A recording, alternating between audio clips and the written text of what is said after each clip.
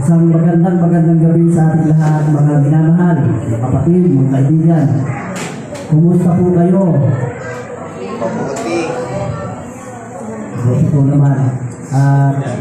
Mga kapatid, binabati ko ang bawat sa inyo sapagkat nanatili po kayo sa pag-aaral ng ating seminar na ito.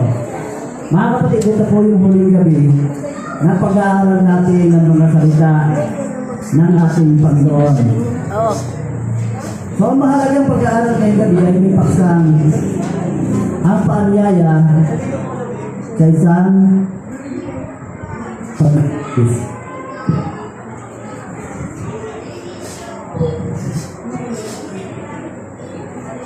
Paanyaya sa isang paglilinis.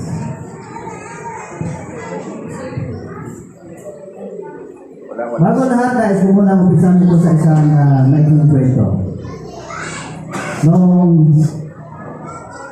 Sometimes, sa Siam Kingdom, kung saan ito ay nasa bansang Thailand, ano po, ang isang hari doon na si King Rama IV ay nagkaroon ng anak.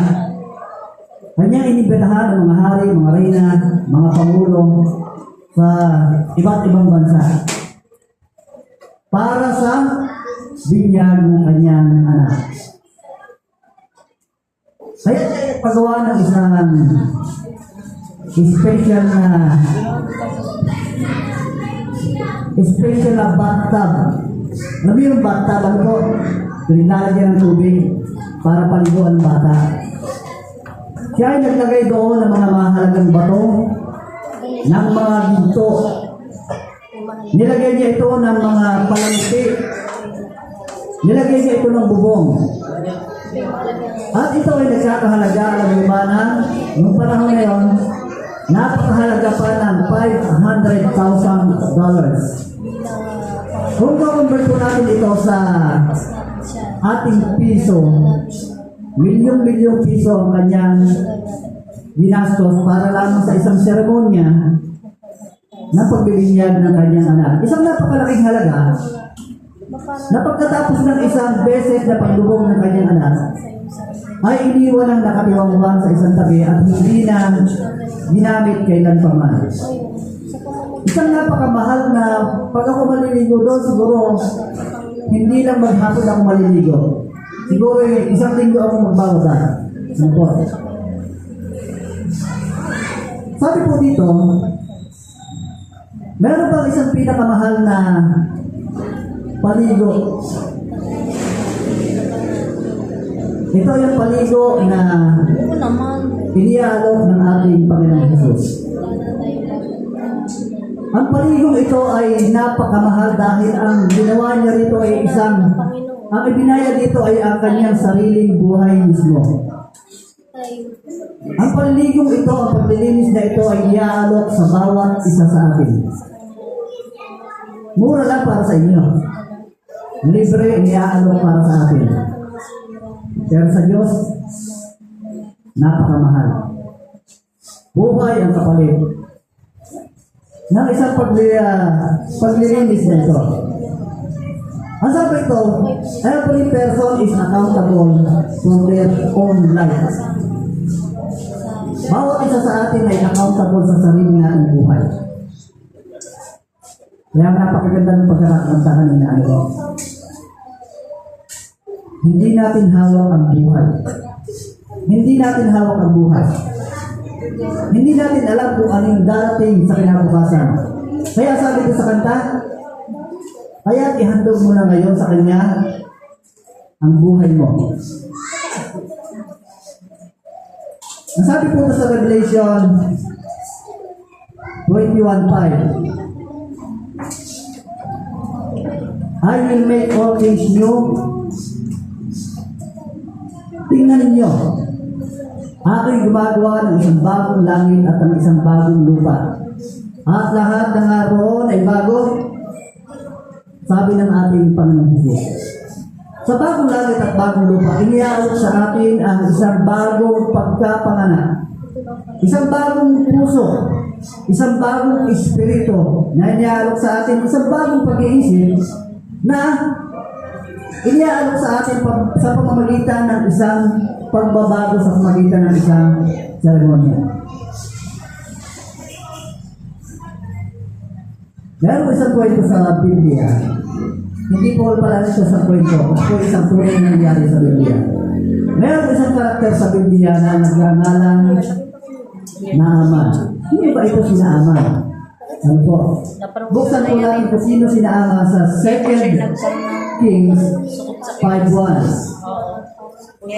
Hinaaman niya na punong kawal. Ano po? Ibig sabihin siya ay general. Nahapo ng hari ng Syria ay dakilang lalaki sa kanyang Panginoon. At barangay. Pero, sapagkat sa pamagitan niya, nagbigay ang Panginoon ng pagtatagumpay sa Syria. Ang Panginoon, siya rin naman malakas na lalaki, matipuno, na may roong tapang. Ngunit, ano meron sa kanya? Meron siya kito. Ang sabi diyan ako, siya ay makapangyarihan. Sa buhay natin, meron din mga makapangyarihan dito sa mundo ito, sa ating na panahon. Meron din siyang, meron din mga dakilang tao na nabubuhay sa panahon natin ngayon. Subalit, hindi kaya iligtas nito ang kanyang sarili. Kasi sa kinuhaan po, napakasikat niya. Pero, ano man kasikatan, dami ng pera, pagkakilala sa kanya, kapangyarihan, hindi niya kaya iligtas ang kanyang sarili. Ano ang maluwalhati niya?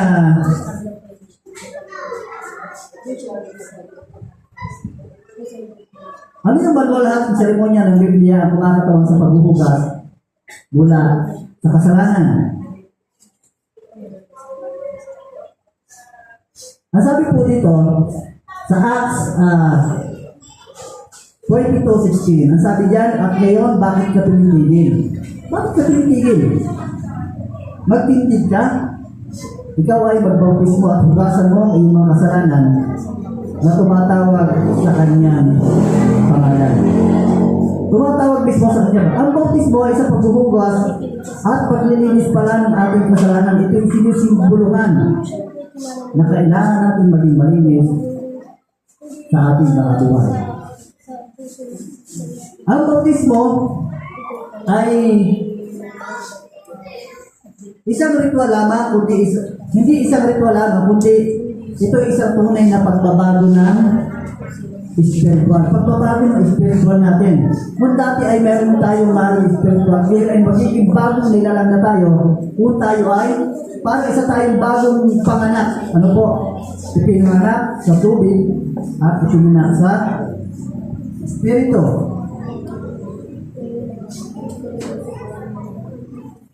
Ano ang ibig sabihin ng salitang bautismo? Colossians 2:12. Nanangalibing. Po nakasipit yan? Nanangalibing. Ibig sabihin, pag nailibing, patay. Ano po? Patay. Ano po? Nakalakip niya sa bautismo. Na kayo na may muling binuhay, nakalakip niya sa pamagitan ng pananampalataya sa paggawa ng Diyos na muling bumangon sa Kanya sa mga patay. Inilibing. Ang salita pa ng baptism ay ganito.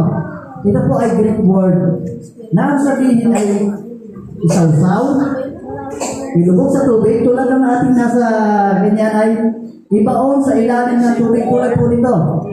Ayan. Yan po pala yung idea na itinuturo ng binyag sa Biblia. Patunayan, si Jesus ang ating halimbawa kung paano siya binaptismuhan.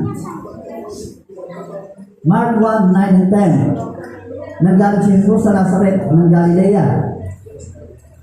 At siya ay binaptismuhan buwan sa Jordan at karakaratang pagtahon sa tubig ay nakita niya biglang nakabuksan ang langit.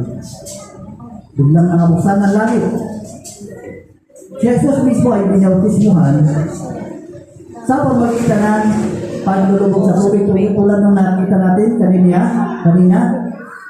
Ito ang tamang paraan ng pagbibinyag o pagbabautismo sang-ayon mismo sa salita ng Diyos, sang-ayon sa Biblia. Ang tunay na bautismo ay tunay na paglulubog, hindi siya buhos, tama kayo na? Hindi rin siya paglubisik. Ang tamang sinasabi ng Biblia ay paglulubog, immerse, o lahat ng katawan ay mababasa. Ano po ibang katotohanan ang kinakatawanan ng bautismo? Tingnan nga po natin yung nasa Roma 6, talatang 4. Ang sabi diyan, tayo may nangalibing, nakalakip niya sa pamagitan ng bautismo sa kamatayan, na kung paano si Kristo ay nabuhay na maguli sa mga patay sa pamagitan ng kaluwalhatian ng Ama, gayon din naman tayo nakakalakad sa panibagong bautismo. Ang bautismo po ay magpapakita na ating pakikiisa sa kamatayan ng ating Panginoong Jesus. At kapag tayo inilubog sa tubig, ito ay sumasagisa sa ating lumang pagkatao. Kung yung dati natin sarili, mga ginagawian, ay tatanggalin sa atin. Magiging bagong dinalang tayo sa harapan ng ating Panginoong Jesucristo. Isa pa, halimbawa ay meron tayong damit, di ba? Naglalabang kasi ako kapag may damit na puti at meron mga mantsa, dagta ng mahirap alsin. Hindi basta-basta siya natatanggal ng tubig o ng sabon. Kailangan meron siyang makapangyarihang panlinis, mga detergent. Kapag isos mo ganyan sa detergent, natatanggal na po. Ganyan din yung bautismo. Kanyang tinatanggal yung mga spot sa ating sariling buhay. Inaalis niya yung ibang mga dumi na nakakapit sa atin. Roma 6:5. Sapagkat kung tayo nga ay naging salakit niya dahil sa kawangisan ng kanyang kamatayan, ay magkakaroon din naman tayo doon sa kawangisan ng kanyang pagkabuhay na maguli. Napakaganda ang talatang yan. Magkakaroon tayo ng part sa pagkabuhay na maguli. So ang bautismo ay inihahan tulad sa ganito po. Ang pagbabautismo ay nangangahulugan ng kamatayan sa kasalanan. Namamatay yung kasalanan natin. Ang pananatili naman sa tubig habang tayo nakalubog na ganyan ay yung paglilibing sa ating kasalanan or yung burial na tinatawag. At yung resurrection ay tumatawag na isang bagong pagkatao sa atin. Kaya nga nakalisabi sa Revelation, ako'y nagsiya ng bagong langit at ng bagong lupa. Inaalok niya sa atin na isang panibagong espiritu, panibagong refresh ng ating pag-iisip, panibagong taglay ng ating puso ng pananampalataya at pag-ibig kay Kristo. Isang bagong nilalang sa isang bagong kaharian na itatatag sa langit. Yan po ang pagkakasabi niya, new birth. Wala na tayong muwag sa kasalanan. Inihahambing ang bautismo sa bagong panganak. Ito may tumutukoy sa bautismo. Ipinanganak tayo sa tubig na pamagitan ng bautismo. At yun ay sumasagisag na tayo ipinanganak sa Espiritu. Meron tayong bagong Espiritu na nagnanais na makasama yung ating Panginoon. Iba na yung Espiritu na pinamuhay natin dati. Ang Espiritu na mabubuhay sa atin na Espiritu na inaalok sa atin ng ating Panginoon Jesus kapag tayo ay nalinis. Gaano nga ba kahalaga ang bautismo, mga kapatid? Gaano ba kahalaga ba yan? Sabi niyo ba sa atin? Tingnan po natin sa Mark 16:16 kung gaano ito kahalaga. Ang sumasampalataya at mabautismuhan ay mamiligtas. Dapat wag ang hindi sumasampalataya ay pag-uusahan. Mahalaga pala talaga ang bautismo sa ayon mismo sa labi ng ating Panginoong Hesus. So yung pananampalataya ay bautismo ay magkasama sila. Isa silang sangkap upang mabuo sa ating kaligtasan. Hindi sapat ang bautismo kung hindi tayo nananampalataya kay Hesus. Hindi basta sapat ang pananampalataya sa ating Panginoong Hesus kung wala tayong bautismo na bagong pagkapanganak sa Kanya. Hindi siya mapaghihiwalay na bagay. Masabi pa dito sa John 3:5, maliban na ang tao'y ipanganak ng tubig at ng Espiritu ay hindi siya papasok sa harian ng langit. Kaya na sinasabi ng Biblia na ang hindi daw mabautismuhan, hindi makapapasok sa harian ng langit. Malinaw, sinasabi ko, ang bautismo ay isang hakbang na tungo sa kaligtasan mga minamahal ko. Ito ay isang bagong kapanganakan, isang panibagong buhay ng Kristo. We are born again. Ano po mga kapatid? Ito rin ay isang paglilinis, isang pagkagatulang ng ating ilustrasyon kanina sa isang damit na tinatanggal yung mga spot sa ating katawan. Ano ba yung pinagpalo sa rupon niya ang may hintulad, mahihahaling tulad sa bautismo?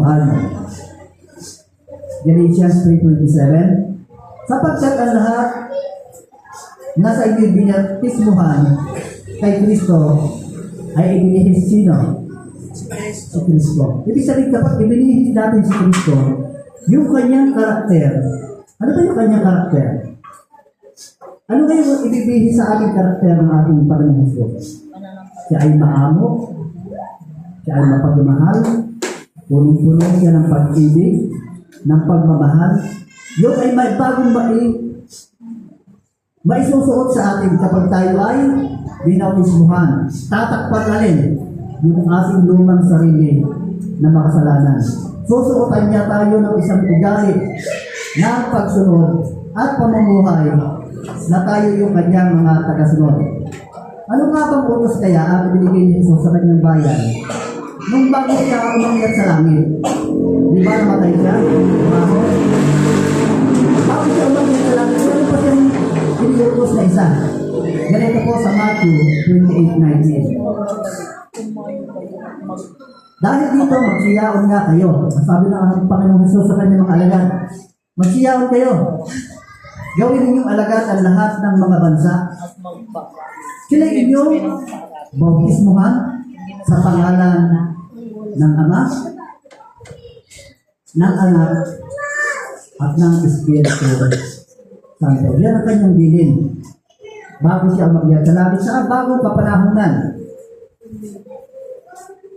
Ang bautismo ay hakbang sa pagiging alagad ng ating Diyos. Gusto nyo ba maging alagad ng ating Panginoon Diyos o sa ibang alagad kayo mag-iwan? Dalawa lang kasi. Ito.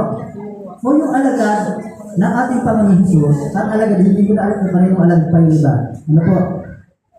Hindi ito basta isang tradisyon, isang utos ito na dapat natin sundin. Dapat natin maging disipulo.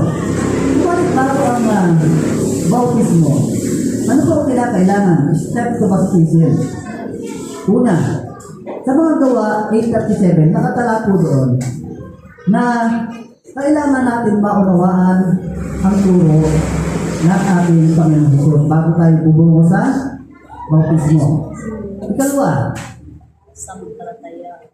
sa Marcos 16:16, sinasabi doon na sampalatayan na natin lahat ng turo ng ating Panginoong Hesus. Ikatlo, pagsisihan. Siyempre, dapat pagsisihan natin yung lahat ng ating mga ginawang kasalanan. D. Sumampalataya ng buong puso. Kapag sinabing buo, yan ba ay 99%? 100%. Hindi po, walang reservation lang po. 100% ibibigay natin yung ating puso sa Kanya. Sumang-ayon na tatalikuran ang lahat ng kasalanan. Meron kayong kasunduan po, tatalikuran kung ano may nakatuwian natin Yung mga dear natin, anong tawag doon? Minamahal natin kasalanan. Ano po ay tatalpuran natin at tagapin si Kristo na personal na tagapagligtas at maranasan ang pagkapanganak na muli. Meron maraming nabinyagan po na kapag natapos nila binyagan at sila'y umahon, sila po ay humahagin ng iyak.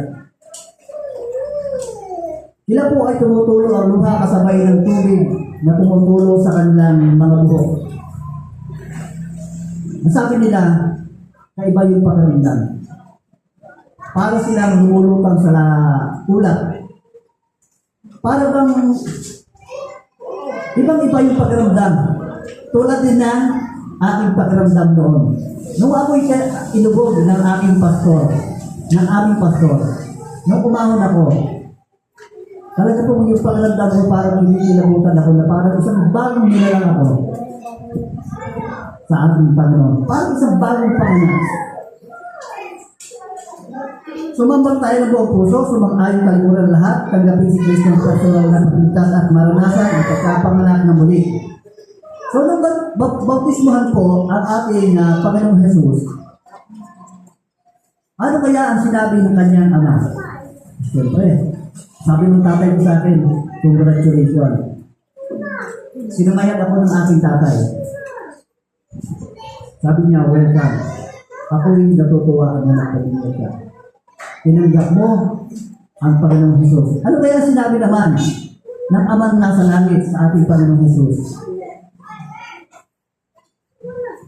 Mark 1:9-11 na nangyari na mga araw na iyon, nanggaling si Jesus sa Nazaret sa Galilea at binautismuhan ni Juan sa Jordan, sa ilog ng Jordan. Ang bautismo ng ating Panginoon Jesus ay isang napakalaking kaganapan. Napakalaking event nito. Kung sa boxing, meron mga supporting bout. Ito yung main event. Para bang Pacquiao Marquez na inaabangan lahat. Ito yung main event. Ito yung malaking kaganapan. Ano po? Sa lahat. Halimbawa ito sa lahat ng mananampalataya. Bagaman si Jesus ay walang kasalanan, nagpabautismo siya bilang isang halimbawa na susundan natin. Ito yung ginawa ko. Ito yung inyong gagawin. At nang babautismohan si Jesus, pagdakay umahon sa tubig at narito, nakabuksan. Siguro na yung maulap, ano po? Maulap. Nakabuksan sa kanya ang langit at nakita niya ang Espiritu ng Diyos na bumababang tulad sa isang kalapati na lumalapag sa kanya. Nagkaisa ang kadusan sa pangyayaring nila. Sabi ay bautismohan sila sa pangalan ng Ama, ng Anak, at ng Espiritu Santo. Nung bautismohan ng anak, bumaba sa kanya ang Espiritu ng Diyos, isang persona ng kadusan. At ang sabi ng Ama sa kanya ay ganito. At narito isang tinig ng mula sa mga langit na nagsasabi, ito ang sinisinta kong anak. Pinasinta ko sa mga nandun, ito ang sinisinta kong anak. Narinig nila na siya kong lubos na kinalulugan. Si Jesus lang ba ang itinuturing na anak ng Ama? Kapag tayo nagpasakot sa kanya sa bautismo, tayo ay kanyang mga anak. Mga bubuksan ang kahalaang pinto ng langit kapag tayo ay binautismuhan. At baan sasabihin sa atin ng Ama, ito ang sinisita ng anak. Sa kanilang ginagawa ako ay nalulugod. Isa tayo sa pinalulugan ng ating Panginoon. Sabi sa kanta, kay saya sa langit, ay sayang doon ay mapanhin ang tuwa't pag-ibig di malalahukan ng hinagpis. Ito ang sinabi, pinalulugtan ko ang aking anak. Kapag tayo ay inilubog sa tubig, subalit, sa ganito pagkakataon, sabi pa dito,